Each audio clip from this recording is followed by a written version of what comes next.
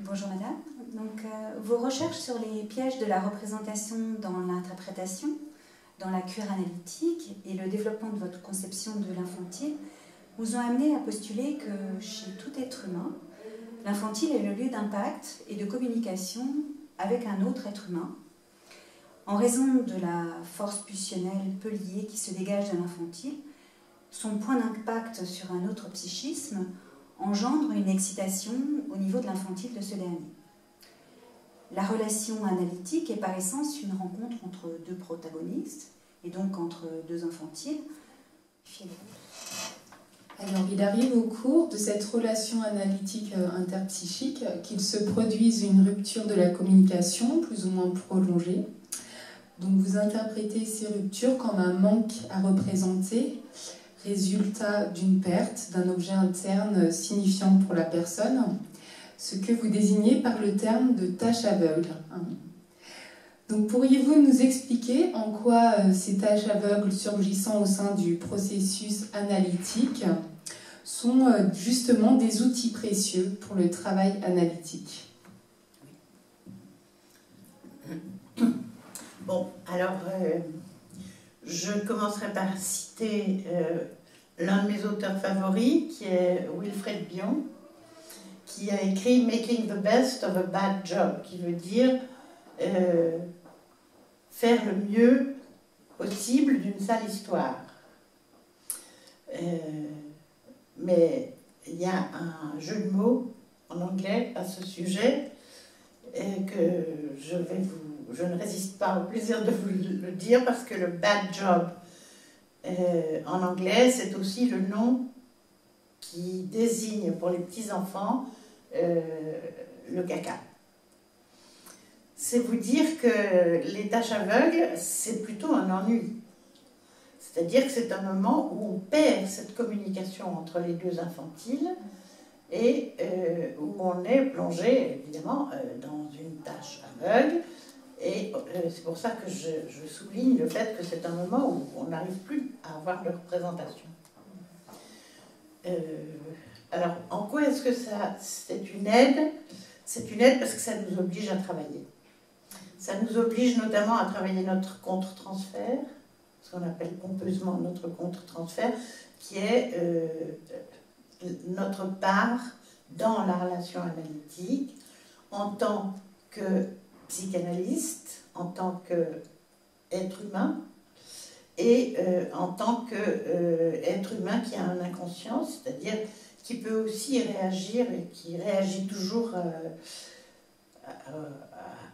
ce que dit l'autre, le patient, avec sa propre problématique, fût-elle très bien analysée. On n'a jamais complètement analysé, pour la simple raison que l'inconscient est inépuisable, puisqu'il se reconstitue quotidiennement et à tout moment à partir de nos pulsions. Alors, c'est en cela que c'est une occasion de travail. Et que si on tombe dans une tâche aveugle et qu'on s'en aperçoit, le problème c'est de s'en apercevoir, et c'est là que le travail en groupe est utile,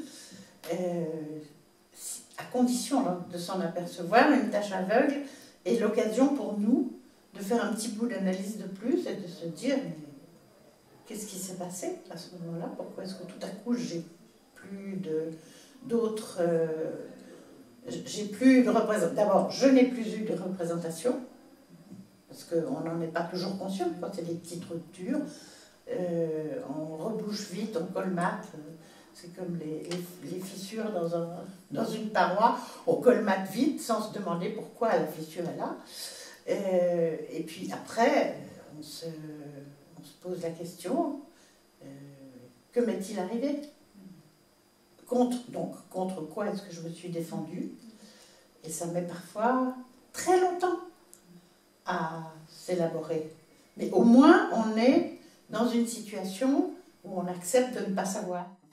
Donc, le vide, dû à la carence représentationnelle que constitue la tâche aveugle, peut donc provoquer chez l'analyste une angoisse, une excitation qu'il va tenter de réprimer. Ce que vous avez nommé une interprétation bouchon. Vous dites que cette interprétation Bouchon pourrait prendre la forme soit d'une pseudo-association issue d'une théorie psychanalytique, soit d'une image issue du récit antérieur de l'analysant. Pourriez-vous nous expliquer en quoi, dans le cadre de ces surgissements, la manière dont l'analyse gère son infantile peut jouer un rôle capital dans la dynamique et l'économie de la cure analytique? Bien sûr, on se défend avec ce qu'on peut, avec ce qu'on a. Et dans nos outils de psychanalyste, il y a les études que nous avons faites, il y a les lectures que nous avons faites, il y a les maîtres que nous avons écoutés, il y a notre expérience clinique antérieure. Et quand on éprouve ce sentiment de vide, d'absence de représentation, toutes ces défenses-là se précipitent pour colmater la brèche. Or, je pense que c'est très important de se rendre compte, là, que tout ce qui nous apparaît comme évident, réponse à une devinette, hein, est à éliminer de notre champ de réflexion, parce que ce sont des défenses. Il n'y a pas de réponse toute faite. Et les tâches aveugles, pour revenir à la première question, les tâches aveugles sont utiles parce qu'elles nous rappellent que, comme je l'ai écrit dans un article il y a bien longtemps, devenir adulte, c'était le titre du livre collectif publié par les Bovici et Anne-Marie et Léon. Devenir adulte, point d'interrogation, j'avais écrit un article qui était devenir adulte, point d'interrogation, apprendre l'incertitude. Et donc, c'est très socratique, mais c'est toujours très vrai, on ne sait rien de ce qui va se passer, de ce qui est sur le point de se passer. Il faut d'abord accepter de ne pas savoir. Donc, c'est là que l'exercice est toujours difficile et qu'on se laisse surprendre par ses propres défenses. Et l'une de ces défenses, c'est de boucher, de colmater la brèche avec notre outil principal qui est l'interprétation. C'est pour ça que j'ai appelé ça des interprétations bouchons.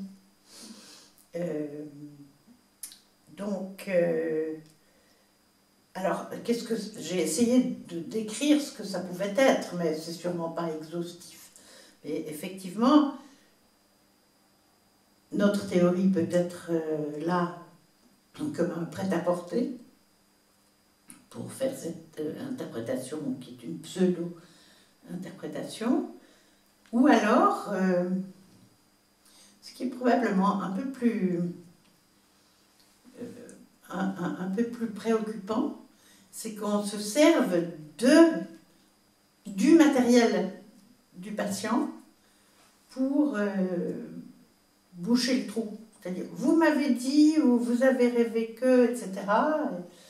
Et on fabrique un objet qui est souvent un objet bizarre, parce qu'en fait, c'est pas forcément là que se trouve c'est pas forcément vrai au moment de la relation interpersonnelle et du questionnement intrapsychique du patient dans la situation du Ikatnum, quoi. Alors, oui, alors vous demandez en quoi, dans le cadre de ces surgissements, la manière dont l'analyste gère son infantile peut jouer un rôle capital. Oui, certes, parce que dans l'infantile, ne pas oublier que l'infantile n'a pas que des qualités, il a aussi des défauts. L'infantile, c'est la partie de nous qui est plus ou moins dans le Hilflosigkeit, qu'on a traduit de façon discutable par DZ, l'impuissance infantile.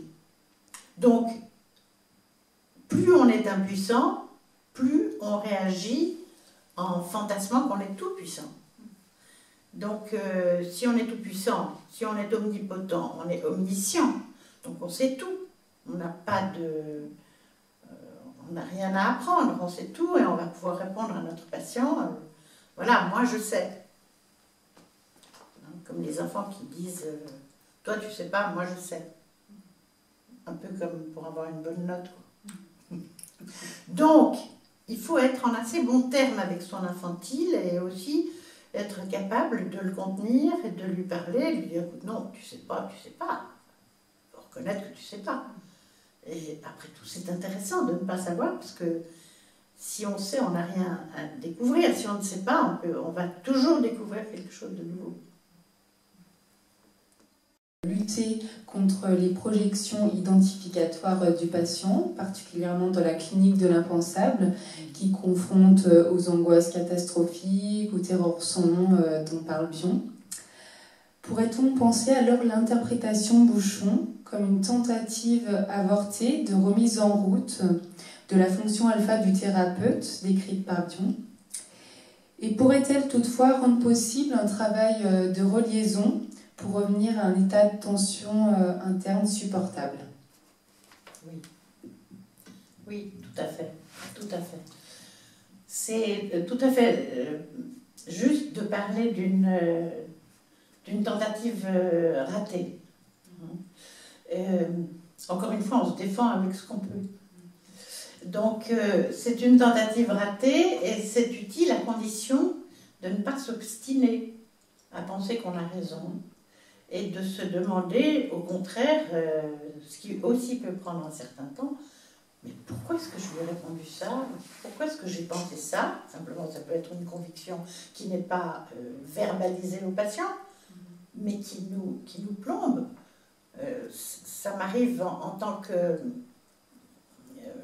personne qui suis très souvent maintenant en écoute tierce. Je ne veux pas trop parler de supervision, c'est pour ça que je dis ça. J'écoute le travail des analystes qui me demandent de l'écouter. Et parfois, on entend des choses, des convictions. Par exemple, je suis sûre qu'il y a eu un bébé mort dans cette famille, je suis sûre, vous voyez, je ne sais pas pourquoi, mais je suis sûre. Bon. C'est une conviction de l'analyste. L'analyste peut avoir raison, c'est possible.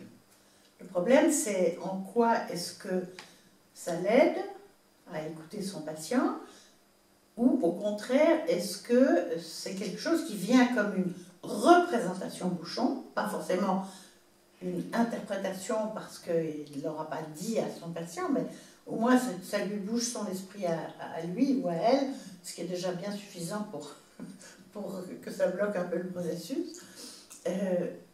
Qu'est-ce que vient faire ce bébé mort? Alors que si on commence à travailler, évidemment, encore une fois, quand on travaille en groupe, on a la chance de pouvoir s'adresser à d'autres et écouter ce qu'ils disent. Qu'est-ce que représente pour l'analyste cette conviction qu'il y a un bébé mort? Et ça peut être, c'est très intéressant parce que ça peut être, par exemple, pas un bébé réel qui est réellement mort, mais une partie du patient qui est morte et que l'on ressent de cette manière-là. Ça peut aussi être quelque chose de transgénérationnel, sans qu'il y ait rien de magique. On sait qu'il y a des transmissions transgénérationnelles et on est en train de les explorer de plus en plus. Et il y a peut-être eu un bébé mort dont personne n'a jamais parlé, à la génération des parents, ou même parfois des grands-parents. Vous savez qu'en génétique et en épigénétique actuellement, on a découvert qu'il y avait des transformations épigénétiques, c'est les généticiens qui ont découvert, il y avait des transformations épigénétiques qui se manifestaient à l'occasion d'un traumatisme grave, exemple le génocide, un génocide et la Shoah, et qui se transmettaient épigénétiquement jusqu'à la 3e génération.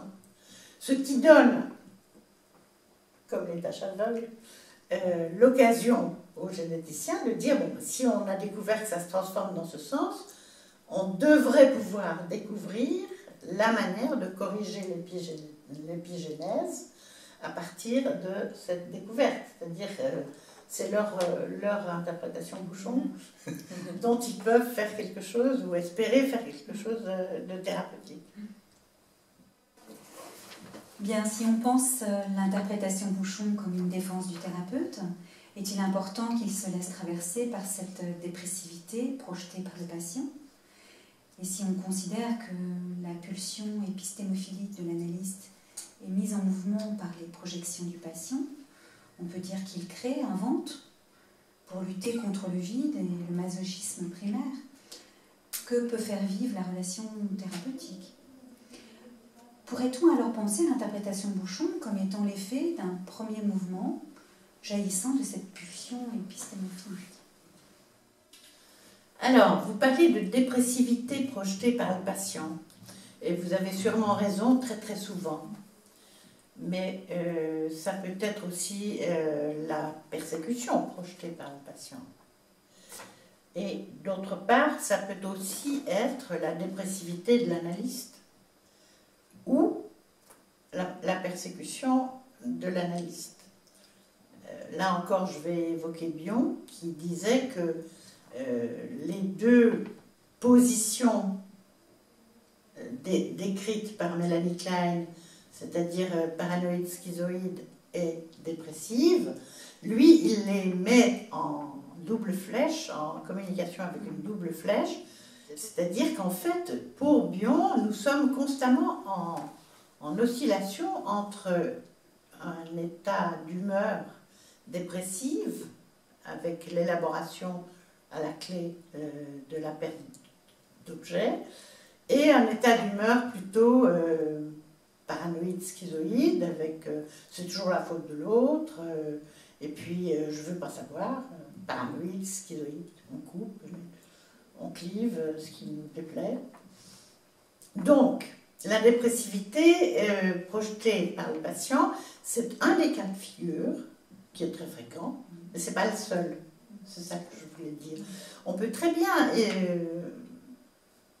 alors puisque j'ai donné l'exemple du bébé mort, de l'hypothèse du bébé mort, il peut très bien se faire qu'il y ait eu un bébé mort ou une partie morte de l'analyste qui soit en jeu au moment et qui soit, elle, projetée sur le patient. C'est jamais sans raison, enfin, dans la mesure où l'analyste a été analysé et sincère et authentique, il y a une raison, il y a une rencontre intersubjective qui fait que tout à coup surgit ce fantasme. Mais ça peut très bien ne pas venir du patient. Ça peut venir de l'analyste. Parce que dans notre métier, nous sommes confrontés à des situations que nous ne connaissons pas a priori, et il y en a que nous n'avons jamais connues. Donc, voilà pour la dépressivité. Alors, là, si on considère que la pulsion épistémophilique de l'analyste est mise en mouvement par les projections du patient, on peut dire qu'il crée, invente pour lutter contre le vide et le masochisme primaire que peut faire vivre la relation thérapeutique. Alors, il y a plein de choses. D'abord, la pulsion épistémophilique, je pense que si on n'a pas une pulsion épistémophilique active, vaut mieux faire autre chose. Mais c'est vrai qu'il y a des jours où cette pulsion épistémophilique est mise à mal par la fatigue, trop de travail, les soucis personnels, ou des patients qui sont dans la répétitivité, etc. Donc, elle fluctue aussi, cette pulsion épistémophilique. Alors, les projections du patient, bien sûr, bien sûr.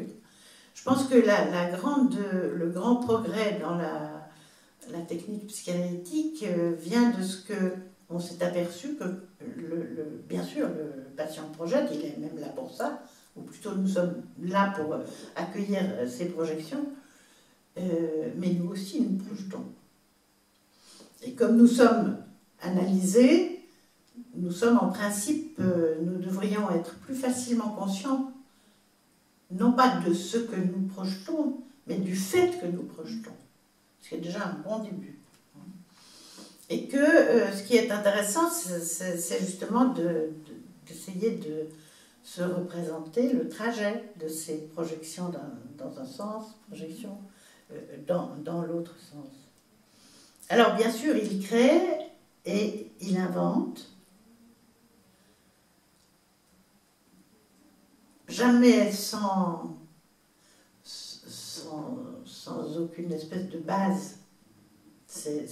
Une interprétation bouchon, elle est vraisemblable la plupart du temps. Simplement, le vraisemblable, ça ne veut pas dire juste, ça ne veut pas dire pertinent. Alors, pour lutter contre le vide, oui, ça je suis d'accord. Et le masochisme primaire. Alors, là, on entre, il faudra une autre interview, je crois, sur le masochisme. C'est sûr qu'il y a du masochisme dans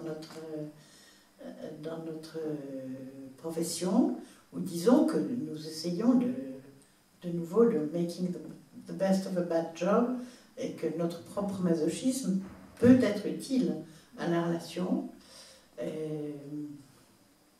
Quant au masochisme primaire, je ne voudrais pas m'auto-référer, mais là, je vous propose de vous référer au chapitre sur sadomasochisme, une chimère conceptuelle que j'ai écrite dans mon dernier livre, parce que c'est une situation très très compliquée que je ne pourrais pas résumer en quelques mots. Mais dire que nous utilisons notre masochisme dans notre fonction analytique, oui. Alors, encore une fois, en espérant le faire au mieux. Souvent, les patients nous disent quelle patience vous avez. Ben oui. Si on n'a pas de patience, aussi, il faut mieux faire autre chose. Donc, pourrait-on, dites-vous, penser l'interprétation Bouchon comme étant l'effet d'un premier mouvement jaillissant de cette pulsion épistémophilique? Oui, en tout cas, c'est un mouvement de la pulsion épistémophilique. C'est aussi une manière de battre en brèche cette pulsion épistémophilique qui n'est pas fichue de trouver une solution. C'est-à-dire, mais oui, bien sûr, c'est évident, c'est ça. C'est beaucoup plus difficile de reconnaître que oui, ça pourrait être ça, mais ça pourrait être toute autre chose, et en fait, j'en sais rien. Alors, ce qui est intéressant aussi, c'est que quand on a cette attitude de reconnaître qu'on ne sait pas, ça a un effet immédiat sur le patient, de soulagement de sa culpabilité et de possibilité